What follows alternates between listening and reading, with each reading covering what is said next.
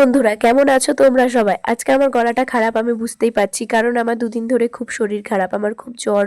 তো আমি ছাড়াও আমার সাথে অন্য আরেকজন থাকবে, আমার বোন।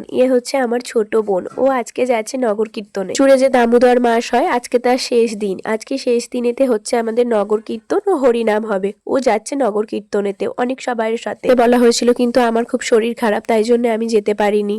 আমি চলে গেছিলাম ডাক্তারের কাছে। ডাক্তার কাছে থেকে এসে আমি ওষুধ খেয়ে নিয়েছিলাম, যেহেতু আমার সত্যিই খুব শরীর খারাপ ছিল আজকে। অনেকগুলো ওষুধ দেওয়া হয়েছিল, তাদের মধ্যে একটা ওষুধ মুখের মধ্যেই ভেঙে গিয়েছিল জল না খেতে খেতেই, তাই জন্য ভীষণ তেতো ছিল ওষুধটা। তারপরে আমার যেহেতু খুব কাশি হচ্ছিল, কাশির সিরাপও দিয়েছিল আমাকে তার সাথে। বিকেলবেলা আমি চলে যাচ্ছিলাম আমার বাবার সাথে ওষুধ কিনতে। আমাকে প্রেসক্রাইব করা হয়েছিল অনেকগুলো ওষুধ, যেহেতু সরকারি হসপিটালে সব ধরনের ওষুধ তো পাওয়া সম্ভব নয়, তাই আমাদেরকে বাজার থেকে কিছুটা ওষুধ কিনে আনতে হয়েছিল। আস্তে আস্তে অনেকটা রাত হয়ে গিয়েছিল, আমি আর বাড়িতে ফিরিনি। আমি চলে গিয়েছিলাম যেখানে আমাদের হরিনাম হচ্ছিল সেখানেতেই।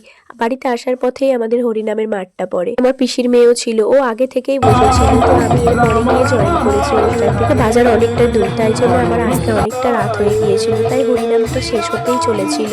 তারপরে আমি চলে গিয়েছিলাম খিচুড়ি খেতে। খিচুড়ি খাওয়ার ভিডিওটা আর করা হয়নি, কারণ সেখানে অনেক লোক ছিল।